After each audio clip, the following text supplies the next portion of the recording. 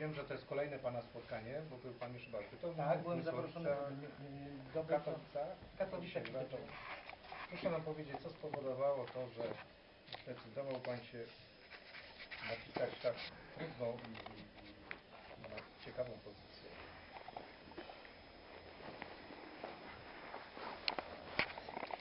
Trudno mi odpowiedzieć na to pytanie jednoznacznie. No, ja po prostu szukam dobrych tematów, a każdy dziennikarz ma, ona być może będzie trochę banalniejsza niż niektórzy Państwo mogą się spodziewać, bo żadna idea i koncepcja do pewnego momentu nie przyświecała. Po prostu każdy dziennikarz, każdy reporter ma problem z tematami.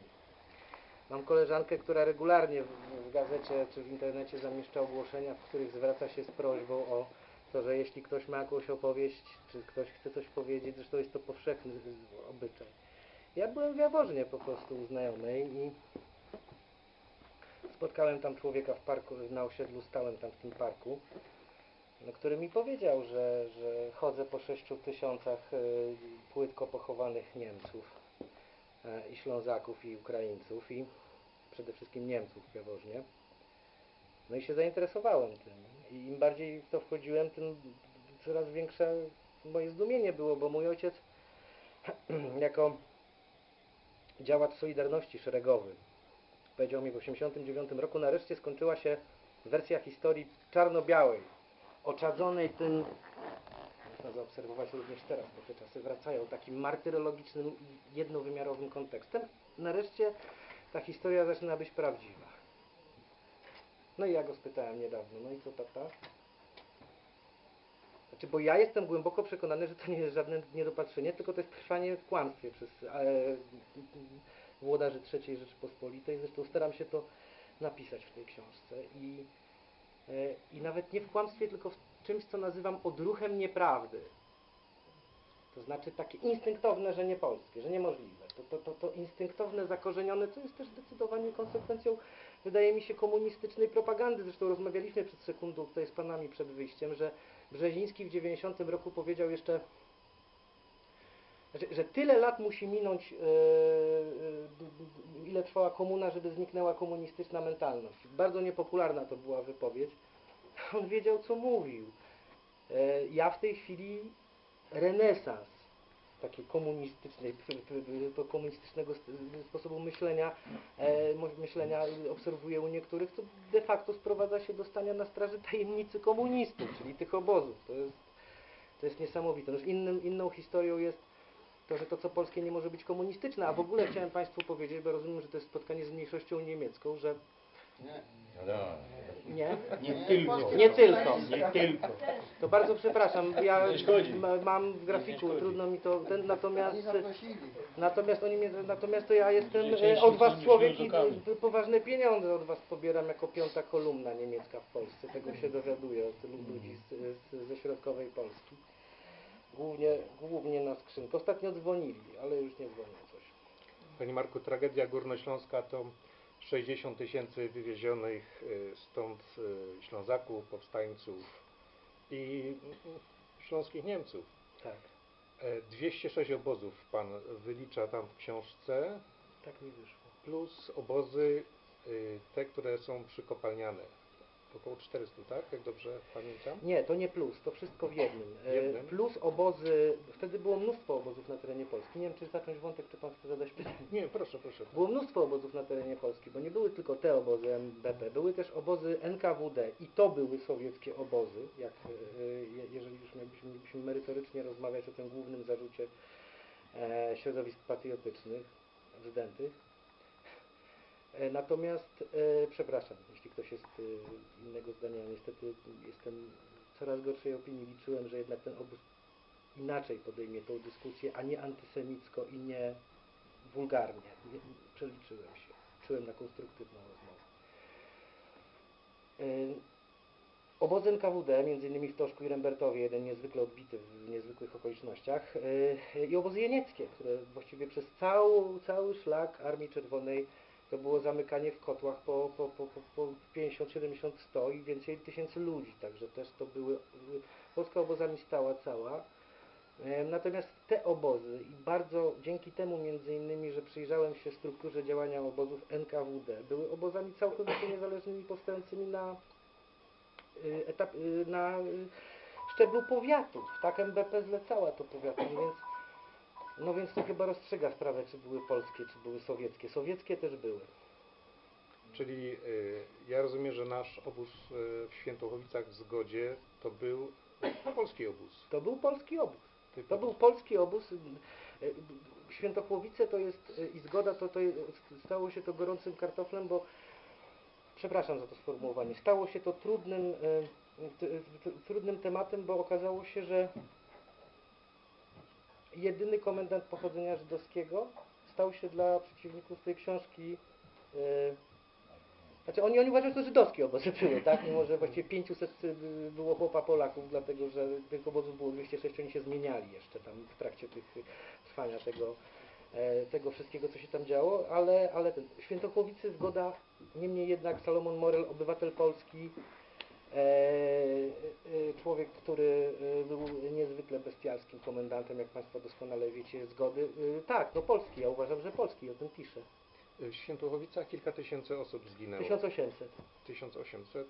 No, tam niektóre dane, niektóre źródła mówią, że trochę więcej, ale to nie wiem.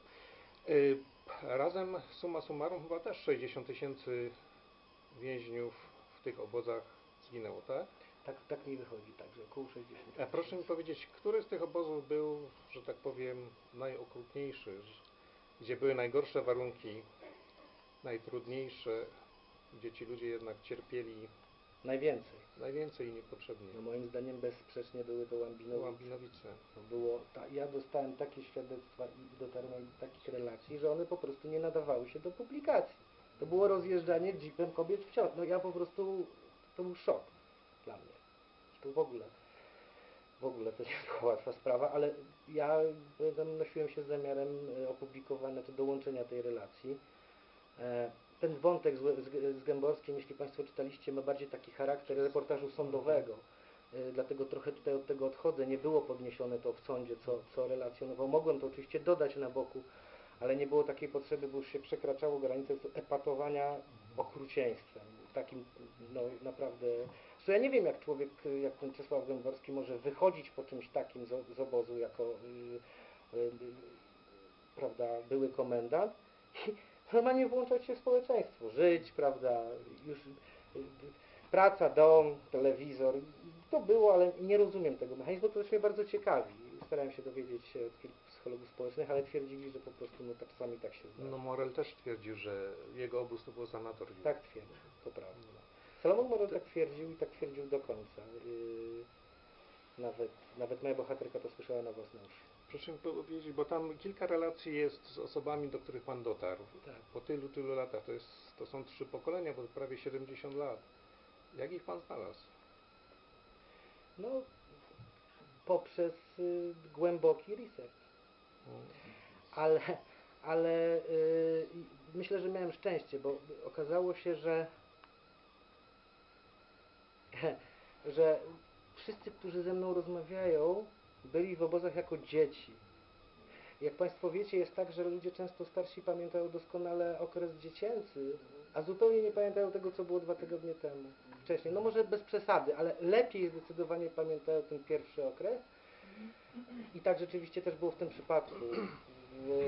Przez co ta główna narracja, która miała...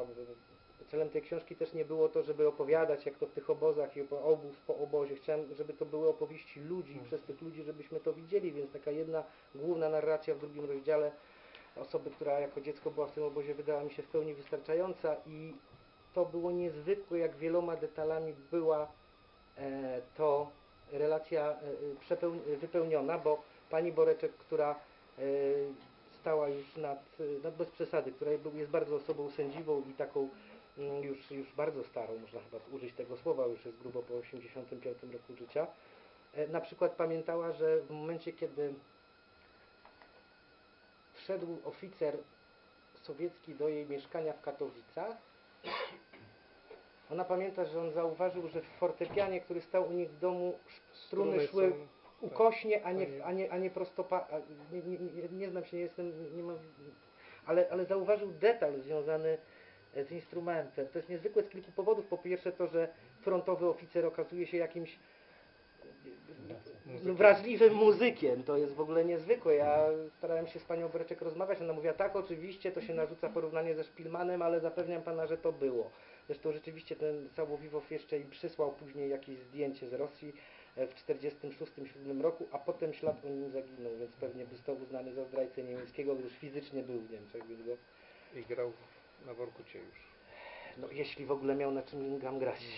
Tak. Co powodowało to, że niemieckie rodziny w całości były brane do obozów, łącznie z dziećmi? Bo to ja rozumiem, ojciec, matka, ale że dzieci jeszcze Tak, zabierali dzieci oczywiście. No, wszystko to było efektem takiego sprytnego triku nowej władzy polskiej komunistycznej, który polegał na tym, żeby w Śląsku zbudować tego nowego wroga, dzięki któremu będzie się umacniało system komunistyczny. Każda władza potrzebuje jakichś wrogów. Jeden się wyczerpuje, przeskakujemy na następnego. Wyczerpali się Niemcy, bo już ich nie było, więc teraz byli zdrajcy narodu polskiego. I o ile w generalnym gubernatorstwie mogło to funkcjonować, dlatego że... Już? Studenci. Żartuję. O ile mogło to funkcjonować w generalnym gubernatorstwie, bo tam faktycznie podpisanie jakiejkolwiek volkslisty to była czysta kolaboracja. I ten optyka warszawska była taka, że ktoś... No tutaj widzicie Państwo, jak to wyglądało, że albo było to przymusowe, a z drugiej strony biskup Adamski namawiał, żeby pozostawać w fabrykach te załogi, żeby zakładał, że Hitler przegra wojnę w ciągu jednego pokolenia i zresztą słusznie, no, ale nie przewidział, że to się skończy tak, że ci ludzie przetrzymają Hitlera, a nowa władza polska, niedobitki niewysłane na Syberię przez władzę radziecką zamknie w obozach. wspomniał Pan o biskupie Adamskim. Tak. On tam włączył się na samym początku, żeby jednak Ślązacy podpisywali Volkslistę No tak. dla świętego spokoju. Później wiem, że miało chyba dosyć spore kłopoty po wojnie już. To znaczy nie do końca dla świętego spokoju. Biskup Adamski wystosował list do generała Sikorskiego, który wtedy był we Francji, dlatego że Ślązacy, którzy nie wiedzieli co robić, zgłaszali się do swoich proboszczów. I zaczęły, a proboszczowie zaczęli informować, że tak powiem, wyższe instancje kościelne i zaczęły napływać te informacje do Adamskiego. Zaobserwował pewne zjawisko, więc podzielił się natychmiast z rządem emigracyjnym i uzgodnili stanowisko przyjmowania tych Volkslist. Trudno mi powiedzieć, jakie były losy dokładnie powojenne Adamskiego. Ja nie wiem, czy on... Bo chyba, z tego co ja pamiętam, jeszcze w 1965 roku brał udział, był wśród sygnatariuszy listu biskupów polskich do Niemiec. Tak. Zresztą on był podobno jednym drugim biskupem był Kominek, którzy no, to sformułowanie prosimy o wybaczenie wypełnili jakąś treścią, wiedzieli doskonale, o co mają prosić Niemców, a nie było to puste sformułowanie ewangeliczne, że wszyscy jesteśmy grzeszni, więc my też prosimy o wybaczenie. Nie, to było bardzo konkretne i Niemcy też bardzo konkretnie się do tego odnieśli w swoim liście. A proszę mi powiedzieć, już tak może przeskoczę, 49 rok, te obozy zostały likwidowane, tam jeden po drugim. Zaczynają być zwijane, tak. Co się przyczyniło do tego, że tylko pewno 4 lata, a nie dłużej? Znaczy, no niektóre były dłużej, bo w 50 roku bodaj, czy w 51 dopiero Jaworzno przekształcono w ten ośrodek dla młodzieży, więc to tak było różnie, niektóre nawet, ale znaczy, przede wszystkim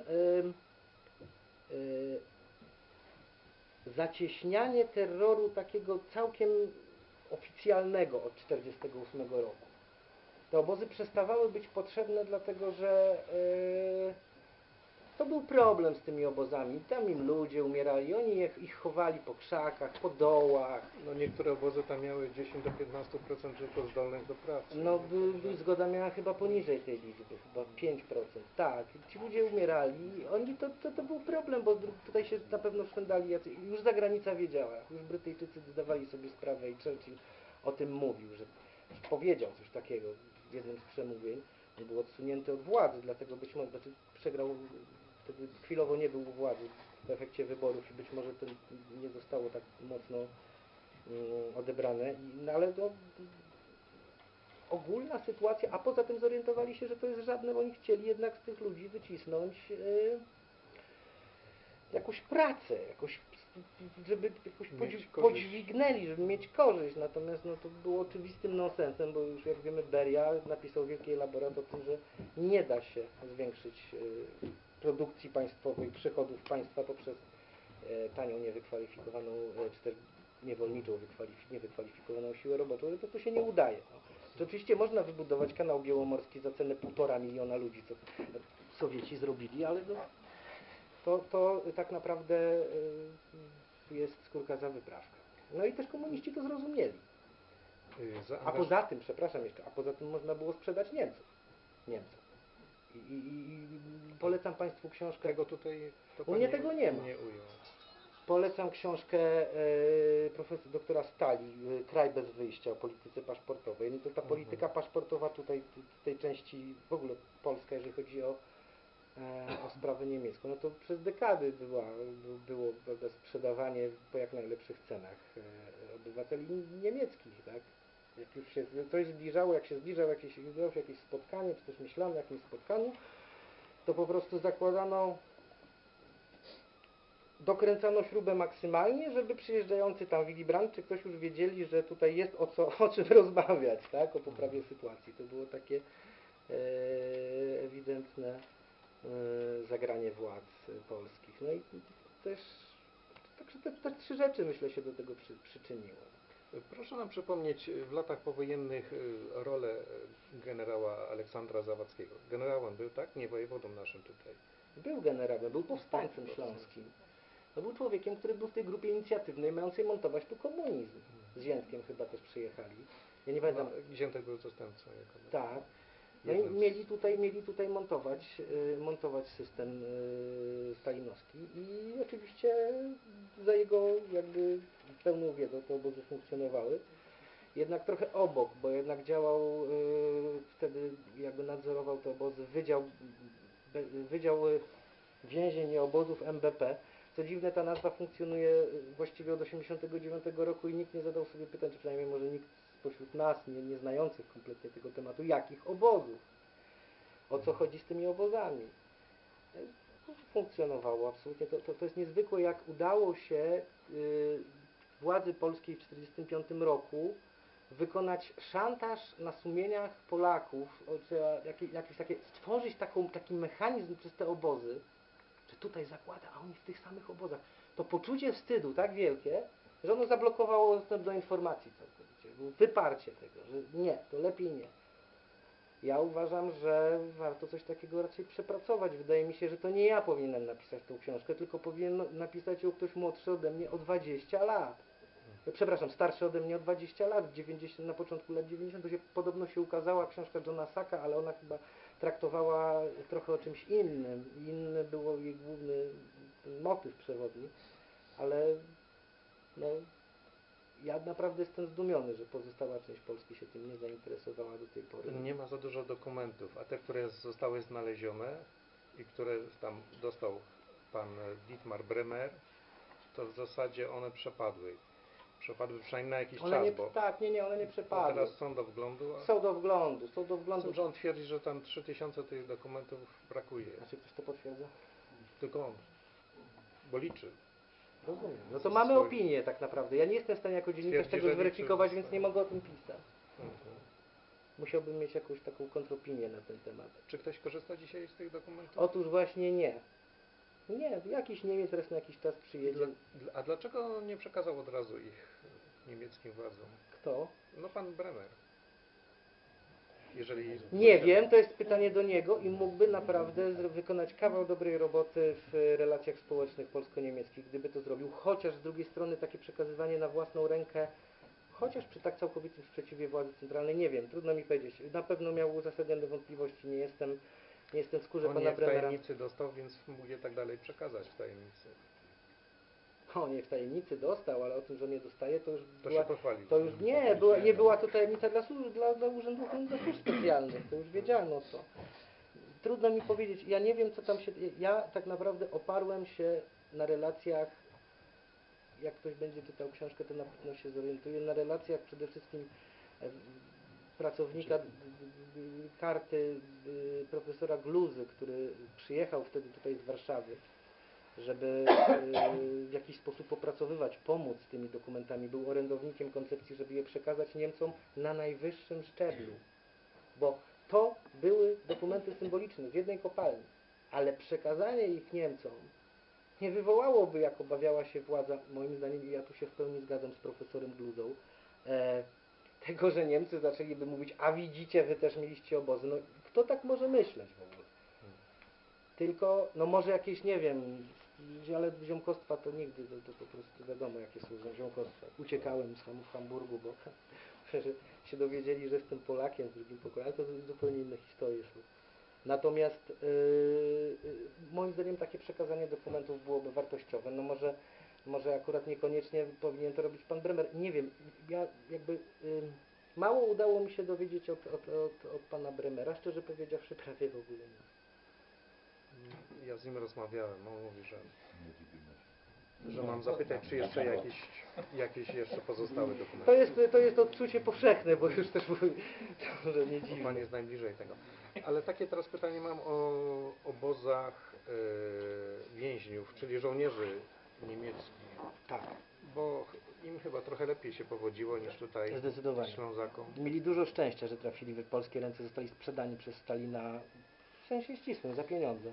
Znaczy Stalin odstąpił tam 50 000 żołnierzy niemieckich i kraj zrujnowany wojną, prawda, za przeproszeniem, jak to się mówi, szczerdżował, czyli wziął pieniądze za to. Niezależnie od tego, że nieoficjalnie wywiózł właściwie całe fabryki, kopalnie, IG Farben to jechało na wagonach takie 7-metrowe, zespawane, bo oni jak najmniej elementów chcieli na jak najmniej elementów, żeby było im łatwiej złożyć, tak? No bo wiadomo, puzzle, jak ma pan 1000 elementów, to nie złoży.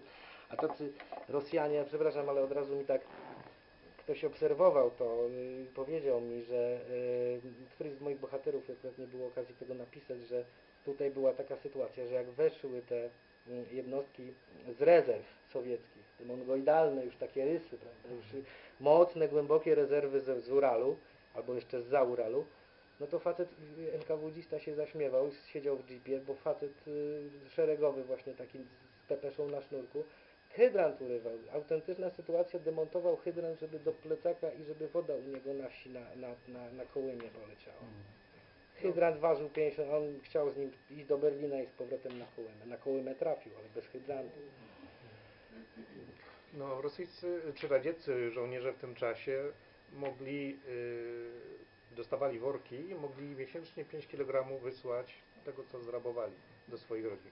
Jedzenie lub zegarki, czy tam jakieś inne. Oficerowie 10 kg. To strasznie mało, nie wiem jak oni nie dali tak mało, radę. Bo jeżeli pan przeliczy 3 miliony, które Oczywiście to był czarny dowcip, ma pan rację. to kilkadziesiąt, zresztą te pociągi wracały puste. To znaczy tylko tyle, że tak naprawdę element grabieży, element łupów był czymś wpisanym w doktrynę wojenną odgórną. No tak samo jak kilkaset lat temu i z tego co wiem, alianci amerykańscy i brytyjscy absolutnie wedle tych standardów nie postępowali, ale oczywiście Sowieci zawsze byli w pewien sposób prekursorami pewnych cofnięć cywilizacyjnych. Pisze pan tam napisał pan o obozie warszawskim. Tak. Gdzie przygotowywano tych żołnierzy niemieckich do warunków już NRD-owskich. Tak. Czyli, że tak powiem, uczono ich komunizmu i uczono ich tego, co mają później robić już u siebie. Tak. Jak żyć. No tak, ma pan rację. Tak, no była tam taka sytuacja, że Niemców, którzy byli w dwóch wielkich obozach w Warszawie, w centralnym obozie pracy Warszawa, który jest bardzo tajemniczym miejscem, dlatego że on się mieści, nie wiem czy ktoś z Państwa widział Muzeum Żydów Polskich Polin, tam przy Anielewicza. To na tym skwerze były koszary kawalerii przed I wojną światową zbudowane i one, czyli jeszcze za zaboru, najpierw carskiej, potem polskiej, i tam tych ludzi rzeczywiście, potem był KL Warszał niemiecki, a potem w roku 1947 to zrobiono obóz dla Niemców i tam rzeczywiście odbywała się silna indoktrynacja Niemców głównie niedobitków z grupy Armii A. To były jakieś resztki, które zostały po operacji Bagration, przypomnę pokrótce sowieckiej, która zniszczyła właściwie cały Wehrmacht. Rozpoczęła się w czerwcu 1944 roku, a skończyła się w sierpniu. Właściwie to była akcja błyskawiczna, bo skończyła się oparli się o morze na dole i o brzeg Warszawy prawy. I de facto Wehrmacht przestał istnieć jako spójna, taka działająca formacja wojskowa. Ci, którzy jeszcze walczyli z Sowietami później, no to mieli dużo szczęścia, bo oni właśnie zostali złapani i jakoś przekazani Polakom. I ci ludzie, którzy nie byli z Waffen-SS, tylko byli z Wehrmachtu, również byli bardzo zindoktrynowani nazistowską. Prawda? I był taki, nie wiem czy wszyscy, na pewno ten wyrywny Heinz Grischke, który przyjął bezrefleksyjnie doktrynę stalinowską, ale to jest zupełnie naturalne, bo jakby jak ktoś jest takim człowiekiem, do tego łatwo wbić mu do głowy ideologię jakąś totalitarną, autorytarną, no to już jest nie to, że jak był niemieckim nazistą, to się może niektórym ludziom z pewnym takim humanistycznym poglądem wydać niemożliwe, że ktoś, kto był nazistą niemieckim, wychowany w duchu antybolszewickim, prawda, przyjmie bolszewizm. Zupełnie szczerze, bo to trzeba było szczerze przyjąć i Grischke, z tego co widziałem, autentycznie szczerze to przyjął razem z innymi ludźmi, podoficerami, bo po prostu byli na to, tak powiem, byli już dobrze urobieni, mieli aparat gotowy do przyjęcia nowej ideologii od razu. Jeden z komendantów twierdzi tam, że Niemcy na tyle byli ulegli, że praktycznie nie stawiali oporu. Mówię o obozach. Czy zdarzało się... Jeńcy w Warszawie Tak, tak. nie mogli stawiać oporu, bo nie mieli gdzie uciekać. Warszawiacy by ich rozszarpali gołymi rękami za powstanie. Nawet biernego. Mówię o pracy czy podporządkowaniu się służbie. Proszę mi powiedzieć, czy zdarzały się jeszcze wypadki, że na przykład fachowców niemieckich jeszcze wywożono do Związku Radzieckiego po tym czasie 48-49 rok? Z Warszawy? Z Warszawy. Świetny temat nie wiadomo. W Warszawie nie było fachowców. W Warszawie byli, oficerów sobie od razu wzięła Armia Czerwona, to byli podoficerowie i szeregowi żołnierze, więc też nie było za bardzo ludzi do wywozu, chociaż oczywiście można było ich wywieźć. No nie wywieziono ich. Ja przypomnę, że to trochę też tutaj wchodzi ten element dyskusji między Stalinem a Churchillem i Rooseveltem, bo Stalin po prostu zaproponował oficjalnie, czy prawda podczas przerwy w obradach w Jałcie, nie jestem pewien dokładnie, ale rozstrzelanie 50 000 oficerów niemieckich po prostu. Wyszedł z otwartymi kartami, na co Churchill pobladł i zaczął coś mówić o honorze żołnierza brytyjskiego i ostatecznie to się wszystko skończyło podobnie, bo Syberią po prostu to zamieniono w dużej mierze na powolną i bolesną śmierć. Z Warszawy nie wywożono oficerów, moim zdaniem, ale mogę się oczywiście mylić. Trudne pytanie.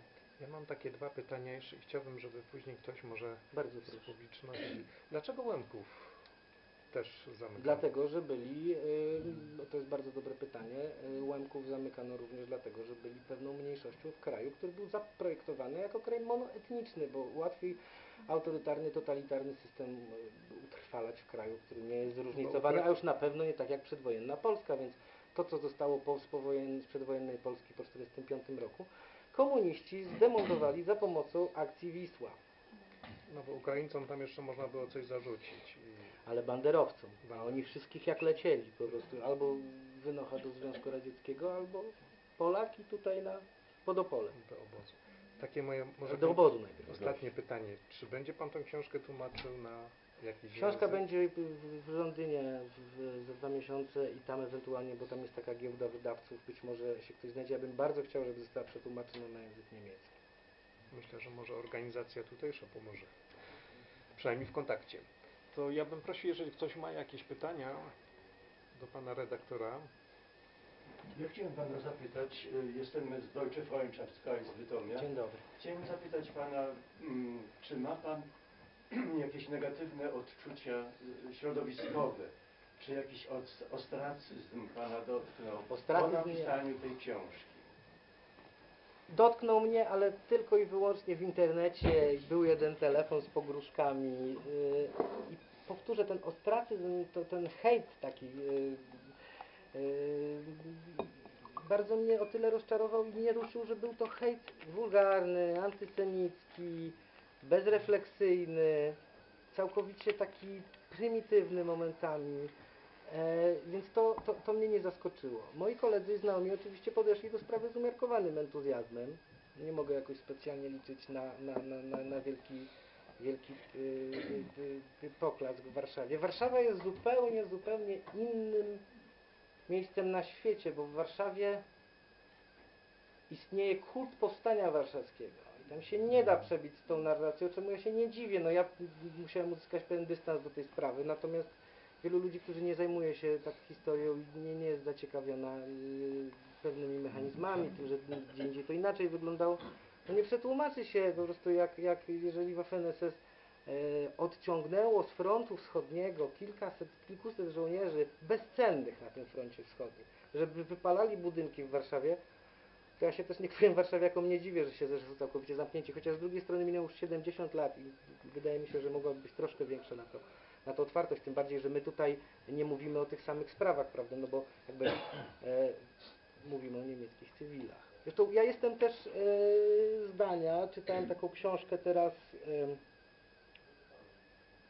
nie pamiętam nazwiska, Jorga Pożoga się nazywa, jest o strategicznych bombardowaniach Niemiec przez aliantów i przez krwawego bombera Harrisa i o tym, że po prostu lali na nich coraz bardziej wymyślnie skonstruowany ogień. Były zbiorniki z benzyną, fosfor, termit. Chodziło o to, żeby te niemieckie domy przepalić. Najpierw zdetonować wielką bombę, która zdmuchnie dachy. Potem były precyzyjne pomysły na to, cały czas udoskonalane przez sztab naukowców. Jak spalić miasto i spowodować burzę ogniową. No i skala tego, no 500 000 osób, 158 miast. Wydaje mi się, że to było ludobójstwo. 600 000 nawet niektórzy mówią. A jak obecne władze podchodzą do pana dzieła? Władze? No rzucono się na mnie przecież, prawie.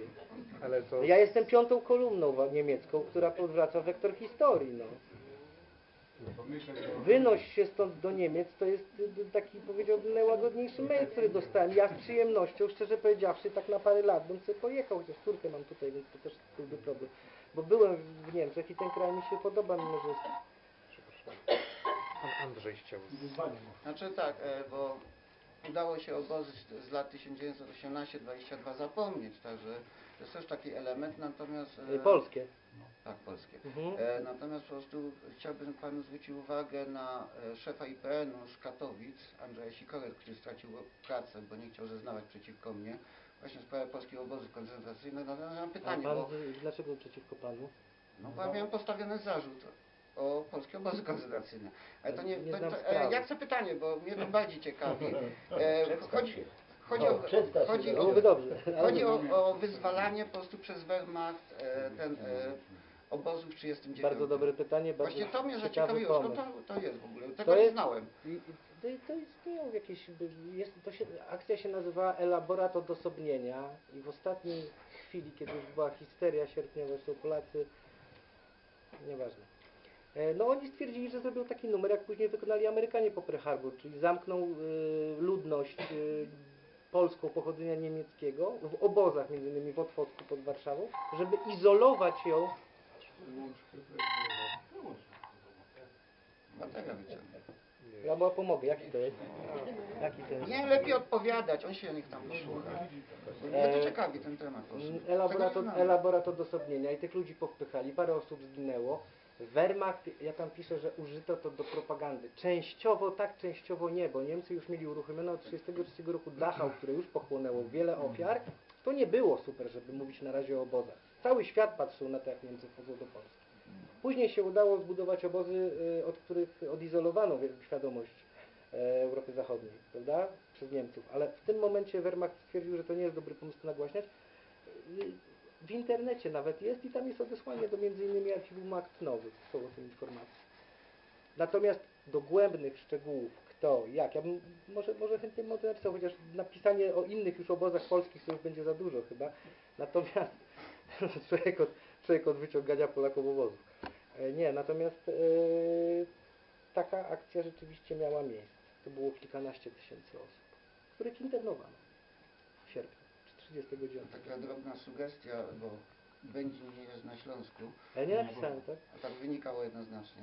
I Będzie na to jest terenie Zagłębie. Śląska oprócz dwóch władzy jeszcze była trójwładza. na terenie po prostu zarządu tymczasowego, gdzie oprócz Rosjan, Polaków było jeszcze Freies Deutschland. Tak swoją drogą. Dziękuję. I warto byłoby z Ewaldem Polokiem moim zdaniem się skontaktować, który na ten temat ma dużą wiedzę. No, Jeśli chodzi gdyby po prostu spotkał o Pana powojenne 1,5 roku obozy. temu, to może byśmy uratowali książkę.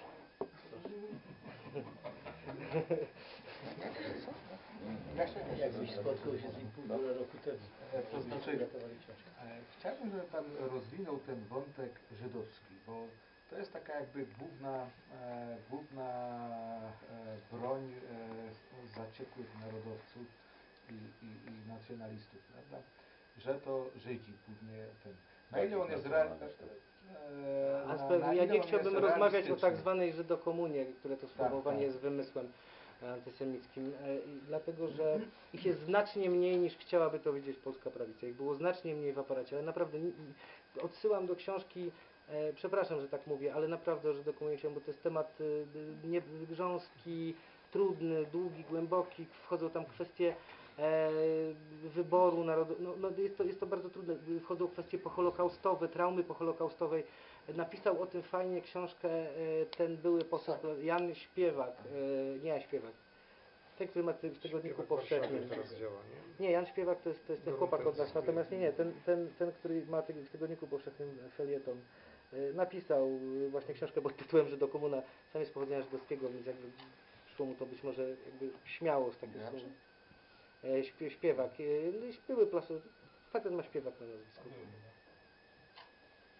I tu Pan Jurek. Panie redaktorze Jurek Bogacki. Kłaniam Wie się. pan co, ja na chwilę chciałem wrócić do tego wątku dotyczącego powstania warszawskiego, bo ja nie wiem, czy jakby koledzy, czy że wszyscy tutaj Państwo podzielą ten pogląd, ale ja mam takie dziwne wrażenie, że powstanie warszawskie jest najważniejszym wydarzeniem w historii. Bo jest najkrwawiej historii przegranym polskiej, powstaniem, tak, Pan a- się dziwi? Właśnie, ale ja nie chcę powiedzieć, że ono nas na Śląsku nie obchodzi, ono nas interesuje, tylko to zamieszanie, które co roku się wokół tej sprawy dzieje, jest dla nas trochę upokarzające nas, Ślązaków, bo u nas się zdarzyło bardzo dużo tragedii, bardzo krwawych, tak? Rozumiem. Film o tym mówi, my wiemy to z opowiadań rodziców, nawet na tej sali są osoby, które pamiętają jeszcze te czasy i nic, pamiętny, czy taki przysłowiowy temat obozu Zgoda i walka o to, żeby tam te tablice powstały, to ja myślę, że na ten film by można było nakręcić dwugodzinny. No i wszystko, co się wokół tych spraw dzieje, Rosengarten, Jaworzno, Bambinowice, Kozłowa Góra i tak dalej, i tak dalej. I my teraz czujemy się trochę dziwnie, tak? Bo o naszej sprawie Pan napisał, parę innych osób gdzieś coś napisało, a powstanie warszawskie, naszym zdaniem, czy mojej subiektywnej ocenie, nikomu nie było potrzebne, zrujnowało stolicę i pozbawiło nas, jak to się mówi, wszystkiego, bo Śląsk niestety pracował na to, żeby tą stolicę odbudować. Ja powiem tutaj w nawiasie, że Chorzów w 1945 roku wysłał węgiel, stal i odzież. A żeby pieniędzy ratować na Warszawę. założenie lotu nie? Proszę? A pieniędzy na założenie PLL lot? Nie, to byście wzięli. Znaczy Wzięli byście, je. przepraszam, no, to było nasze. Jeszcze bym tutaj wzięli. No pamiętam, pamiętam, czytałem. Wszystko jest nasze. Ja nie? panu coś powiem o tym powstaniu. Ale to, żeby skonstatować, nam się bardzo źle żyje w takiej świadomości, której Pan by przekazał tym swoim kolegom, że my to wszystko rozumiemy. Moi koledzy są po waszej stronie. Nie mam No, kolegów, którzy myślą ale inaczej. żebyście też wzięli pod uwagę nasze racje. Nie? Bo my tu Panie się Marku, do- Ja odniosę się do pytania, tak? Mogę tylko przeszkodzić, Pan redaktor by mógł o powstaniu coś powiedzieć, bo bardzo fajny artykuł napisał o powstaniu. No, warszawskim tym naszym. Powstanie warszawskie przez wiele lat było zwykłą, lokalną, ważną dla warszawiaków sprawą. Była minuta ciszy, wycie syren o 17. Mniej więcej 10 lat temu zaczęła się wokół tego robić narodowa szopka. No, Zaczęli mieć wyznawców, zaczęli się ustawiać na wielkich ulicach Warszawy kilka tysięcy z racami, zaczęli przychodzić do tego kibice. To zostało z kolei zagospodarowane, całe to towarzystwo, przez nowy obóz władzy i po prostu zrobiło się coś, co teraz też wydaje mi się rozdmuchanie bardzo kontrowersyjnego wydarzenia. Ja mam trochę inną opinię na temat powstania warszawskiego. Wydaje mi się, że jeżeli szukać jakichkolwiek pozytywnych konsekwencji, to była pewna wstrzemięźliwość Stalina do Polski. Miał świadomość powstania warszawskiego. Może ono by się wydarzyło w 1956, gdy nie wiemy. Natomiast jest to bardzo trudne i wydaje mi się, że nie można tak trudnej, złożonej sprawy, jaką było powstanie warszawskie, tak przegrano ich spektakularnie. Po prostu zaprzęgać do takich jasełek narodowych, no, kibicowsko-narodowych. Szalik Legii, facet, no i wszyscy, większość tam w szalikach Legii, szli ci z szalikami Legii i stratowali 90-letniego powstańca, się przewrócił, który szedł na ten. Faceta, który z Zośką atakował ten gmach, który oni oflagowali teraz. Bernard Gajda, Kłaniam się. ja reprezentuję tą mniejszość niemiecką i właśnie chcę powiedzieć, Pan używa pojęć, często ich używamy Ślązak i Niemiec, ja jestem Ślązacy i Niemcy, ja jestem Ślązakiem i Niemcem jednocześnie. Czyli jak się mówi Schlesierem? Schlesierem, tak. Ja niestety nie zdążyłem przeczytać tej książki. Zdążyłem przeczytać 2 pierwsze rozdziały, tę książkę mam przedwczoraj, więc być może w dalszej części książki jest coś, o co chcę teraz zapytać, nie wiem. A to nie szkodzi, nie ma znaczenia. Ja nie będę... Na ile w trakcie... Jeśli boi się Pan, że powiem, to sobie po prostu przeczytać, tak nie powiem. Na ile w czasie tego głębokiego researchu, o którym Pan mówi, wychwycił Pan taki temat, bo my tu na Śląsku jakby żyjemy mocno i nadajemy temu okresowi pojęcie od iluś lat tragedii No górnośląskiej. to jest wymysł dla Was Warszawy, to jest fikcja, czegoś takiego nie było. Oczywiście i to jest, Ich można zdaniem. powiedzieć, że to dotyczyło całego niemieckiego wschodu, przynajmniej tutaj i otwierając tą mapkę, którą zamieścił Pan z tymi obozami, to ja zauważam coś takiego, że nie ma obozów na terenie Prus Wschodnich, Nie ma. a nie Były ma takich wycięte w każdym pień na Prusy mapce i Wschodniej. nie ma ich na Pomorzu. Mhm. Czemu? No właśnie, czy Tak? Pan to wychwycił, Tak, mogę odpowiedzieć na to. czy też, no właśnie, dlaczego ci Niemcy trafiali stamtąd, ci z tych terenów? To są tereny, znaczy po pierwsze, to były tereny niemieckie przed wojną. Nie było infrastruktury obozowej. Ale Dolny Śląsk też. A jest... No ale Dolny obozy są. Śląsk, Gęstą. ma Pan rację. Poniekąd tak, tylko że jakby ja myślę, że zarówno zachodnie wybrzeże i Pomorze Zachodnie, jak i Prusy Wschodnie to można by rozpatrywać osobno. Jeżeli chodzi o Prusy Wschodnie, no to był to obszar zmłócony i wymordowany już w 1944 roku tak naprawdę. Rosjanie tam weszli i potraktowali najbrutalniej, nie wiem czy ktoś z Państwa widział, niezbyt reżysera lubię, Róża się nazywa ten film. No to tam było, powiedziałbym, momentami nawet delikatnie pokazane.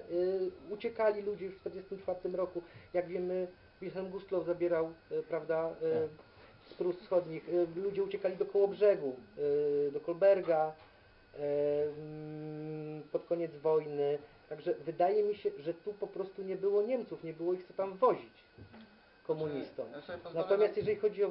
Tak? na polemikę, bo Pan się chyba oparł po prostu na zbyt małej ilości tego materiału dotyczący głównie właśnie tej centrali, która po prostu zawładywała. Natomiast był nakaz po prostu na szereg obozów. Dlatego jest różnica między... Nie rozumiem, ja teraz nakaz nie na pamiętam, szereg czy to obozów. Linek, czy Nowak po prostu stwierdził, że było 1100 ileś tych obozów na terenie całej Polski. Nie, ale to wliczę obozy tak zwane dzikie, czyli jak dwóch chłopów otoczyło pastwiskiem Nie, takie Niemców. dzikie, w ogóle Święty Anny to nie był dziki obóz, nie? Przykładowo, a tych obozów po prostu było mnóstwo. Rozumiem. Także to, co ja tam publikowałem kiedyś, to były miejsca odosobnienia i obozy i tego się nazbierało już po prostu na samym po prostu Opolszczyźnie się nazbierało około 200, nie? Więc Śląsk jako okręg przemysłowy, ale że też Niemcy, no Niemcy, ale jednak nie do końca, prawda, Śląsk był niemiecki, a poza tym były tutaj kopalnie, potrzebna była tania siła robocza, były huty, był przemysł, więc tworzono te obozy,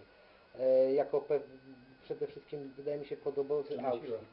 Natomiast w Prusach Wschodnich i na zachodnim wybrzeżu nie było takiej potrzeby, dlatego że nie było tam przemysłu.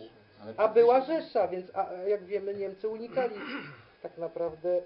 Przed wypędzaniem i po prostu zamykano też ludzi do tych obozów właśnie. Dobra, jeszcze kontynuując, bo drugi taki wątek też Przepraszam, ja tylko dokończę. Zajmę się tym, bo trochę mnie pan zastrzelił. To takie pytania na odpowiedzi na Znaczy ja też słyszałem, tak jak pan intuicyjne, ale... roczniak, że oczywiście Czy dużo to by więcej tak było. Gojda nazywał? Rocznik, przepraszam. Poprawiłem się sam. Że ten temat obozów jest chyba nie do końca określony. Andrzej mówi teraz o 1000 ponad. Ja słyszałem cyfrę 500 i ona chyba tam występuje trochę u Nowaka. Natomiast jest jeszcze jeden, bo już pokazując na czas. Tak, no Więc, właśnie. więc ja tylko chciałem jeszcze powiedzieć, że oczywiście ten temat Volksdeutschów, czyli Volkslisty, on jest tutaj silnym tematem na terenie tutaj Górnego Śląska, tej części wschodniej. W Łambinowicach to nie był powód osadzania ludzi, bo tam nie było żadnej Volkslisty, to byli Reichsdeutsche, którzy tam byli osadzeni. Jaka tam była wobec tego przyczyna? Teraz No jak Krzesimów pod Lublinem, taka sama przyczyna. No, po prostu był tam obóz. No, akurat w Łambinowicach był gigantyczny kompleks stalagów gotowych do natychmiastowego wykorzystania, tylko trzeba było zasuszone trupy niemieckie powyjmować. Mumifikowały się w 100%, bo tam był wiatr, hasał, oni byli głodni. Wszedł ten kumpel z Gęborskiego, nie pamiętam jak on się nazywa, ten jego zastępca w Łambinowicach i tam właśnie był cały barak siedzących, zmumifikowanych Rosjan w różnych pozycjach. Trzeba było to wyczyścić i po prostu uruchomić abowo i tak zrobiono. Ja mam takie pytanie, bo jeżeli Państwo chcecie podpisywać, to mamy kwadrans. tylko Dla uwaga, DSK Łambinowice nie są na Dolnym Śląsku. To jest Górny Śląsk. Ja wiem jaki jest obszar Górnego Śląska, rozumiem. Zapisał pan na Dolnym. Piotrek, podziękuj. Dobrze, przepraszam. Dla DSK.